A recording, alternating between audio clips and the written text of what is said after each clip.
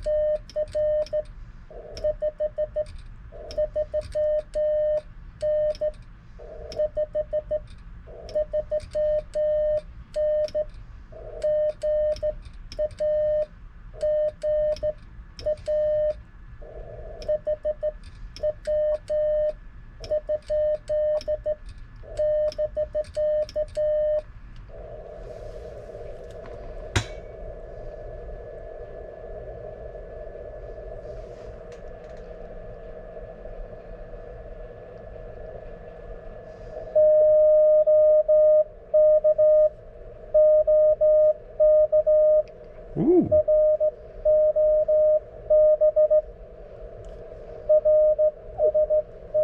Holy cow. I'll take it.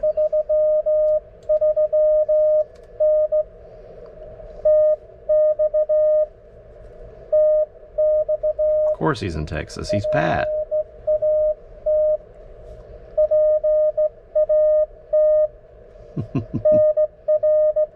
All right, here we go.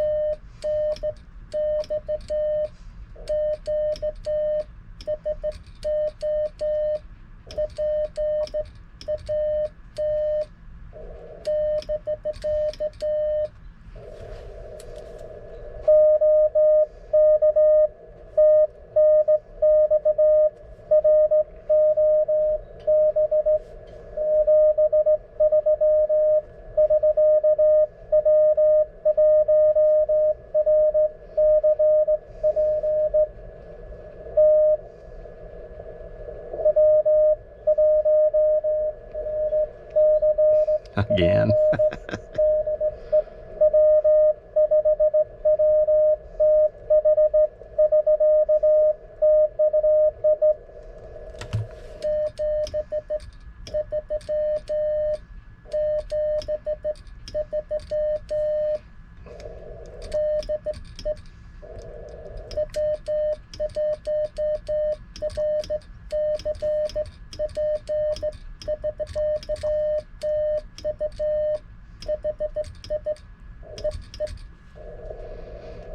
Okay, so what we just did with that QSO with Pat, W5WTH, which surprised he ain't called my ham shack yet to say, hey man, that was really cool.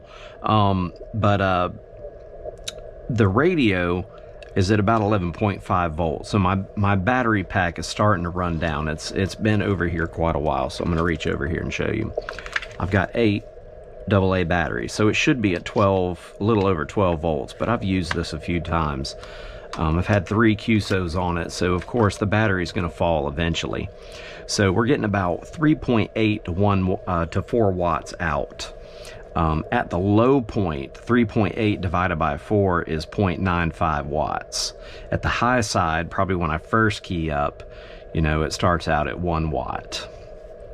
All right, so the way it works is the power comes out of the transmitter of the MTR-4B and goes through 25 feet of wire, because I don't have enough jumpers for this. Goes into this tuner by QRPGuys.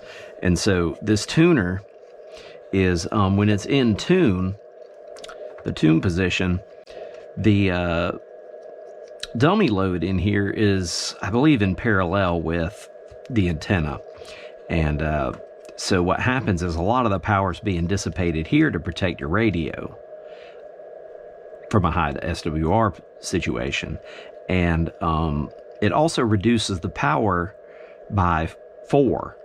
So you take whatever power, in this case 4 watts, you're only putting a watt out to your antenna. All right, so if you leave it in the tune position, it's like having a QRPp, because whatever power you're running over here is going to be divided by 4.